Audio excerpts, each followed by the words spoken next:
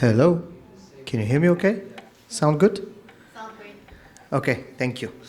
Hi, hello everyone. My name is Teodor Zhelyazkov. I work at the University of Portsmouth in the UK.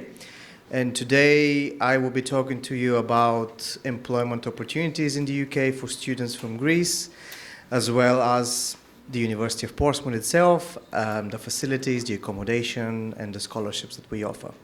So I hope today gives you a good understanding of what the University of Portsmouth offers, as well as how you can find employment in the UK. We're going to look into the different types of employment the UK offers and what you can do as a student. And then at the end, I'm sure we're going to have some time for any questions that you might have. So, if you don't know where Portsmouth is, it is on the south coast of England by the sea. So it's a beautiful sea location, as you can see from the photo here. But before I talk about this, I would just say a few words about myself. I have been working for the university for about 7 years now, and I was also a student there. I did my bachelor's before that at Portsmouth. I did business in human resource management. And I also did my master's in international relations. So I do know the student experience in Portsmouth pretty well. And since 2022, I've been dealing with students from Europe and other countries as well, helping them to find out more about the university, guide them on the application process. So if you are interested in anything related to the University of Portsmouth, I am your main point of contact. And I've put some leaflets right next to the door, so on your way out, feel free to grab one and ask me later on any questions you might have, or come and find me downstairs after the presentation and ask me anything else you might be interested in. So, if we talk about types of employment first in the UK, there are mainly three types of employment that you can do as a student. And all of them depend on the student visa. As you know, after Brexit, all European students now have to apply for a student visa to go and study in the UK. And that visa has its restrictions that you have to take into consideration. So the first type of employment that most students encounter or do is the part-time jobs. This happens during your university studies, where you can work in many different retails, hotels, cafes, restaurants, anything that you can find. And the student visa that you will have to study in the UK will allow you to work only 20 hours per week during term time. And you're not allowed to work over that limit. Please don't do that, because then you're breaching the visa, you're breaching the law, and you might end up triggering a procedure of deportation, and none of us want that. So 20 hours during term time is the maximum you can do. If you stay in the UK for, let's say, the Christmas or the summer holidays where the university is closed, then you can work more than 20 hours. But during term time, during the official term that the university and the study is going on, it has to be 20 hours per week. You also need to get a national insurance number. This is an official document that you receive from the UK government that allows you to work legally in the UK. That normally takes a couple of weeks. So once you go to the UK, you can apply for a national insurance number. You can only apply for that via the UK government website. So if you are finding any other websites that are offering you national insurance number, they're probably scams, and you don't need to be dealing with those. It's only from the website that I've put over there, the gov.uk website, and the national insurance number is free. So if anyone is asking you for money for national insurance number, don't trust them. The next type of placement that you can do is the placement. The next type of employment you can do is the placement. That is the so-called sandwich year. You might have heard about it in the UK. This happens after the second year of university, where students can go and work in a company for 1 year to get some practical experience, to get a salary, because paid placements in the UK are paid. And then you return to the university to finish the final year. Those placements are optional, but students who do them normally get better grades when they graduate, and they get a job much quicker. So we do recommend, if you get the chance to do the placement as part of your university, to do it. And the third type of employment is the graduate jobs. This is pretty self-explanatory. That happens after you finish your university and you have your degree, and you go into finding a full-time job after university. Now, after you graduate the university, your student visa you are allowed to transfer to the graduate immigration route visa, which allows you to stay in the UK for 2 years after you graduate to find a job. If you don't find a job within those 2 years, then you have to return back to your home country. And this is a big advantage because a few years ago, the period was only 6 months. So the UK government has extended that to 2 years. And anybody who is really looking to get a job and has a good background is it's more than okay to find a job within those 2 years. Now let's talk about a bit more detail about each of those type of employments. Let's start with the part-time work during university. So a lot of the universities in the UK will have a career center or a team that helps students to find a job during their studies. They can be work experience, volunteering, part-time jobs. Normally students work in bars, cafes, shops or restaurants locally, hotels. And this job is important because it not only allows you to have some income and to support yourself during your studies, but also it develops some soft skills. For some of you, this might be the first type of job that you will ever do in your life. And this is a really good starting point. And employers later on, when you graduate, are really looking for students with a wide range of experience. My first job when I was a student was I worked in a subway, and it was a very low-level entry job, nothing special about it. But I did develop a lot of skills like teamworking, like working under pressure, dealing with angry customers, all skills that you have to use and I've had to use in my jobs later on. So those part-time jobs as a university are very, very important, and it will be very beneficial to you if you do them, and I'm pretty sure your parents will be also very happy with you if you work during your studies rather than them just paying for everything themselves. As we mentioned, it is only 20 hours per week, the maximum that you can work, and most of employers are used to having students working for them. So as a student, you can tell them, this is my timetable, give me shifts that are outside of my lectures, because for you and for us, your priority is always studying. And a lot of the students are working either in the evenings or during the weekends, so it doesn't clash with their lectures. And you can also see the current minimum hourly rate at the moment. If you're between 18 and 20 years old, it's going to be £10 per hour minimum. If you find a part-time job that pays you more than that, even better. Now, the soft skills that you can develop, and I've just listed some of them here. You might be familiar with some of them. So communication skills, time management and multitasking, teamwork and collaboration, problem solving, customer service, initiative and leadership, work ethic and professionalism, cultural awareness and adaptability, resilience and proactiveness. All of these skills you will need to develop and demonstrate later on in your graduate jobs and your placement jobs as well. And there's no better place to start than doing that in a part-time job setting. So from that point of view, it is really important for you, not only in terms of finance and income, but also to start developing and working on those skills, because that will help you a lot later on in your future career. I'm just putting those there so that they're on your mind, and also these are the type of skills that employers are looking for your placements and for your graduate jobs afterwards as well.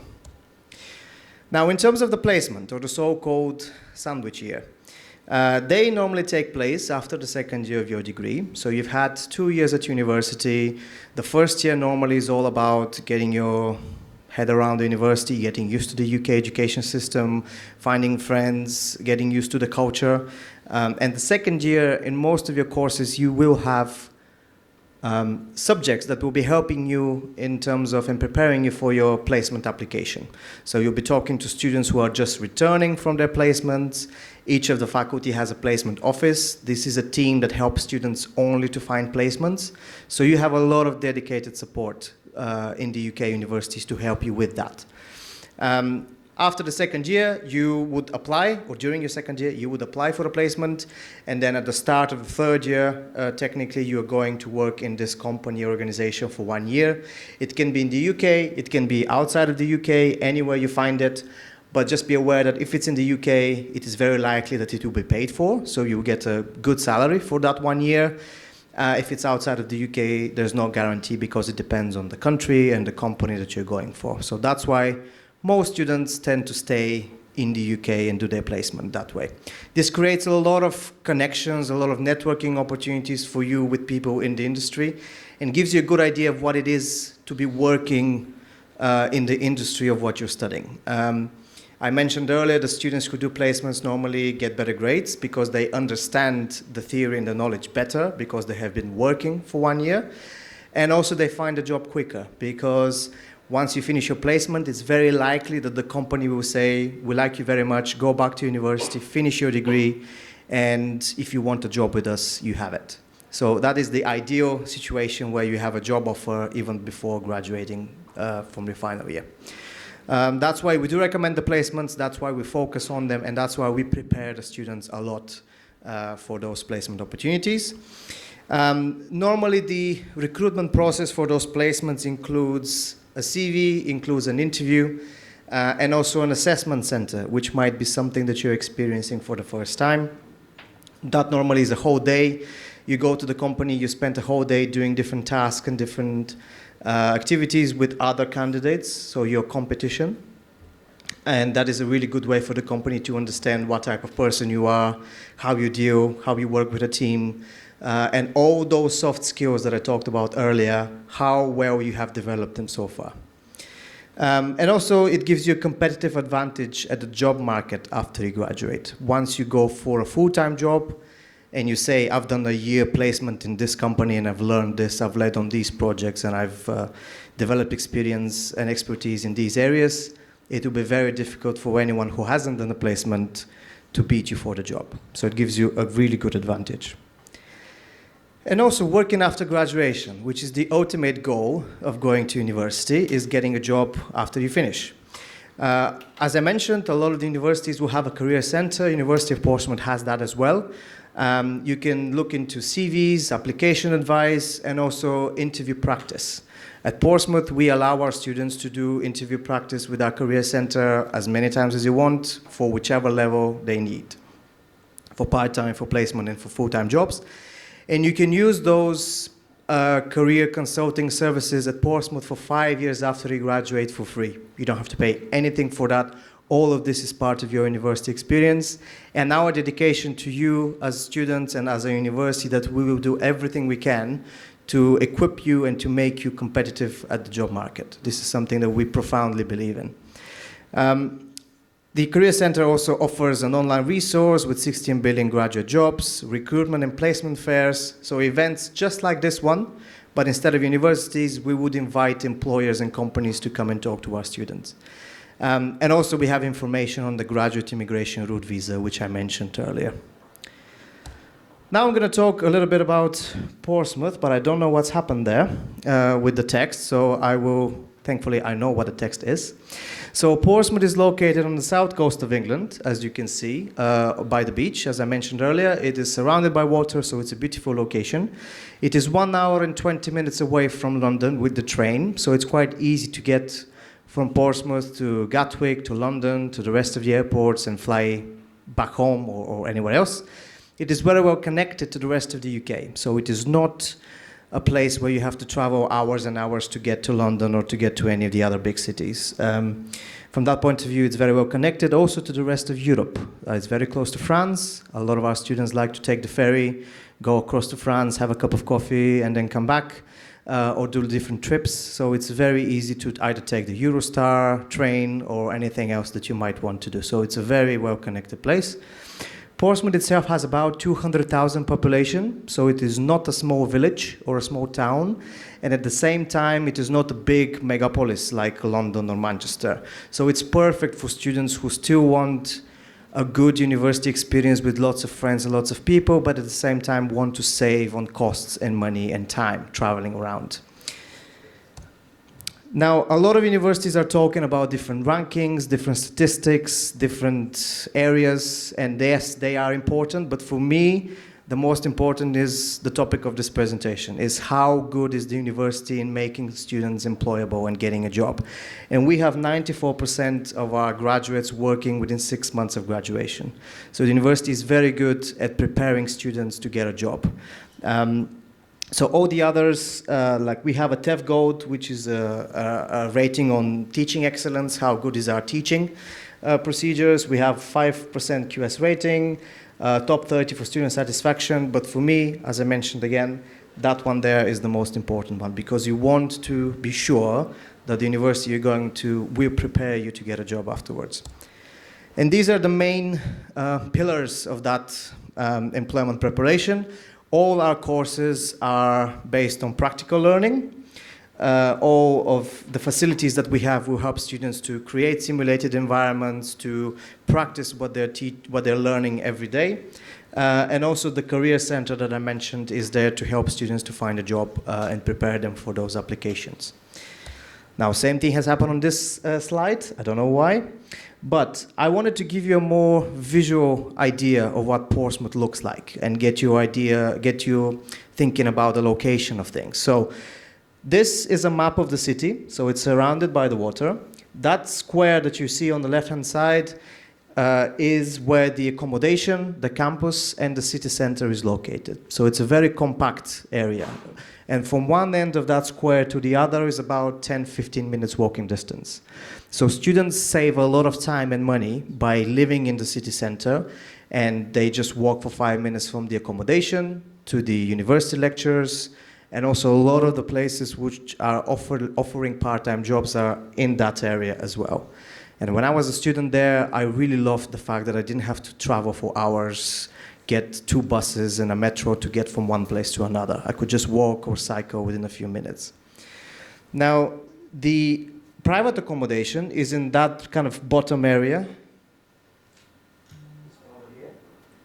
So South Sea is where most of the private accommodation is located, and that entire area is covered by a bus which is free, and it's only for the students.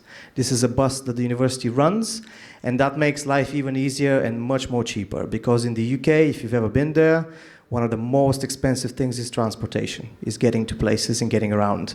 And the fact that we have a free bus for the students is something that to this day is one of the greatest things about saving time and money as a student in Portsmouth. The university has 25,000 students, so it's a big university, and they're all kind of concentrated in that area. And 6,000 of them are international and European students from 150 countries. So we do have a lot of international students, a lot of European students, so it's a very student-friendly environment. These are some of the popular courses that we're offering. We pretty much do any single course you can think of apart from medicine yet. That's coming very soon. Some of our more popular degrees are law, psychology, criminology. We have one of the biggest criminology departments in the UK with 6 different bachelor degrees. Mechanical engineering, architecture, dental hygiene, pharmacy, fashion, marketing, business, pretty much anything else that you can think of.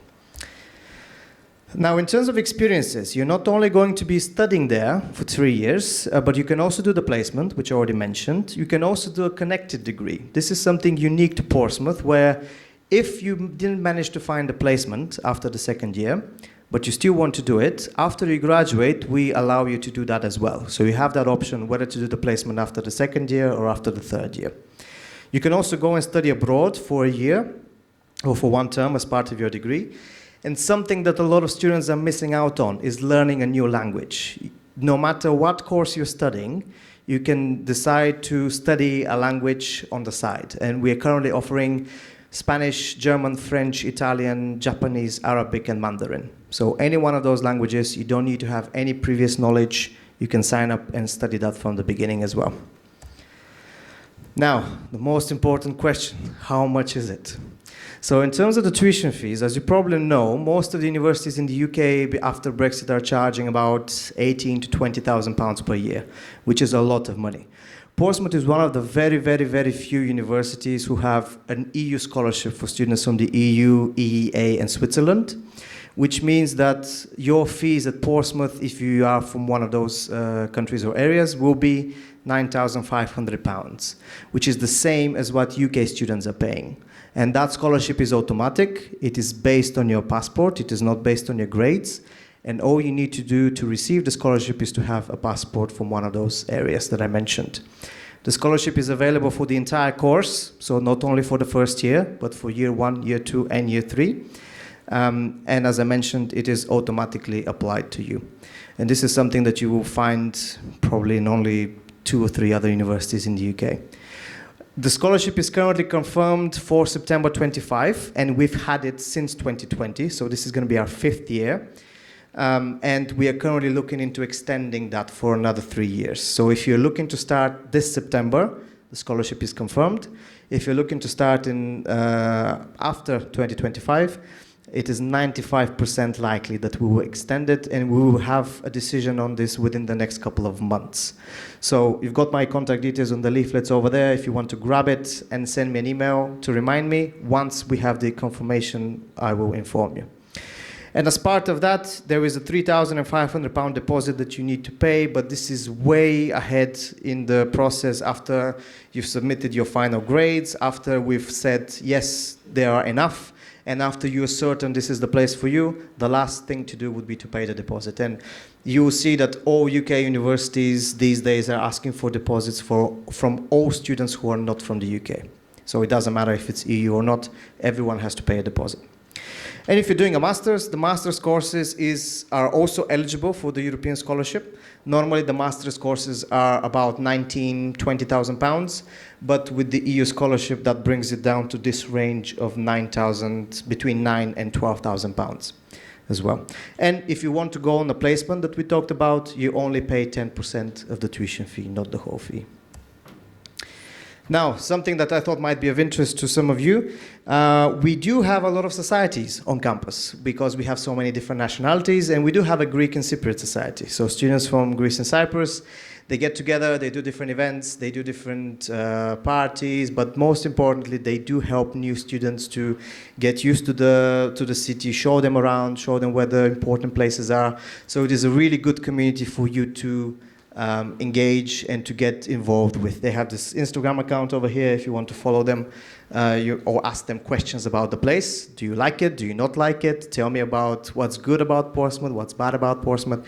I'm sure they'll be able to tell you that. Or you can completely ignore them. It's entirely up to you. We're just saying that they're there, and if you want to engage with them, you can. Now, a little bit about accommodation. At Portsmouth, you have guaranteed room in the halls of residence for the first year, and the halls of residence is the accommodation that we provide as a university. All the rooms are single rooms. You never share the room with anyone else. It's just for you. And all accommodations, apart from the cheapest one, every room has its own bathroom as well. The only thing that you share would be the kitchen with maybe 5 other students. All the accommodation are within that area that I showed you earlier in the purple square. So it's literally 5 minutes walking distance from the university. The current prices are between £120 and £200 per week, and that normally involves all the bills. So water, Wi-Fi, heating, electricity, all of that is covered. You can see them on the website, a list of every single building. There are about 10 different buildings. Some of them are new, others are older. That's why there's a difference in the prices based on how new that accommodation is.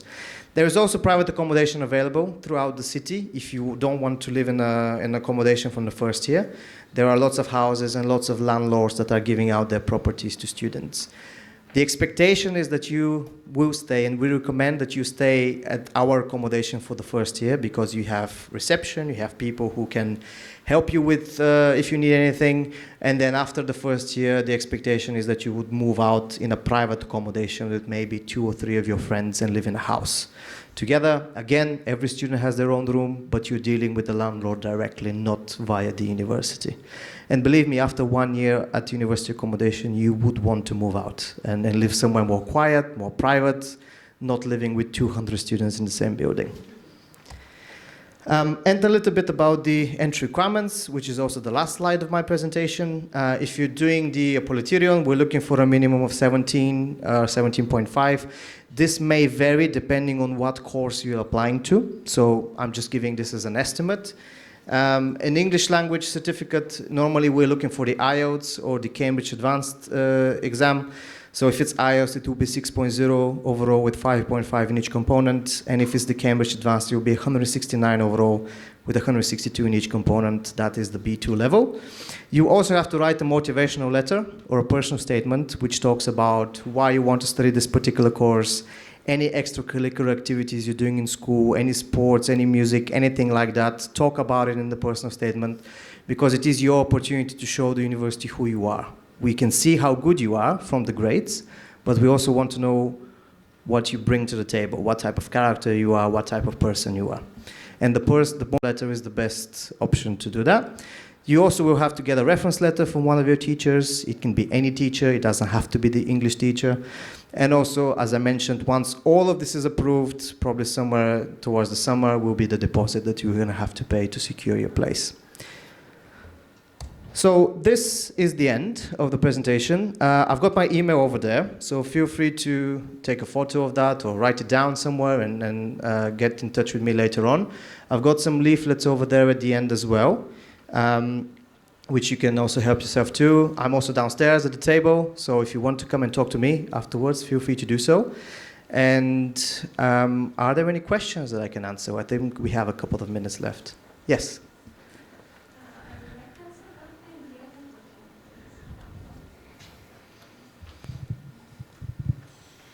I would like to ask about the employment opportunities. You mentioned that there is a chance for placement for postgraduate students, if I remember well. I would like to ask, to what extent is that available and what are the prospects?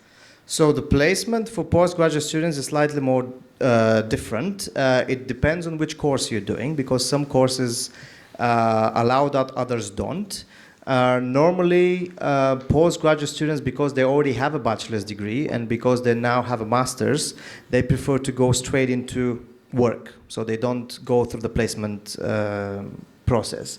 There are also a lot of companies that are looking for interns, and they're not technical placements. They're slightly shorter, let's say 2 or 3 months over the summer, that you can go on such an internship. So the placement for postgraduate students is more complicated in a way that it's only available for certain courses, okay?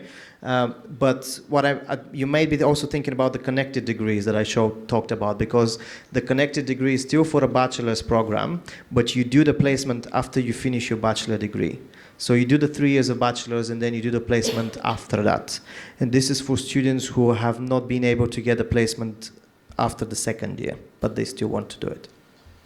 Does that answer the question? Yes, thank you. Okay, not a problem. Anyone else?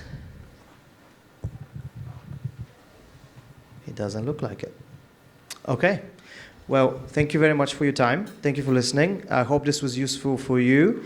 As I say again, you've got my details over there. Feel free to grab a leaflet or come and talk to me afterwards. Thank you.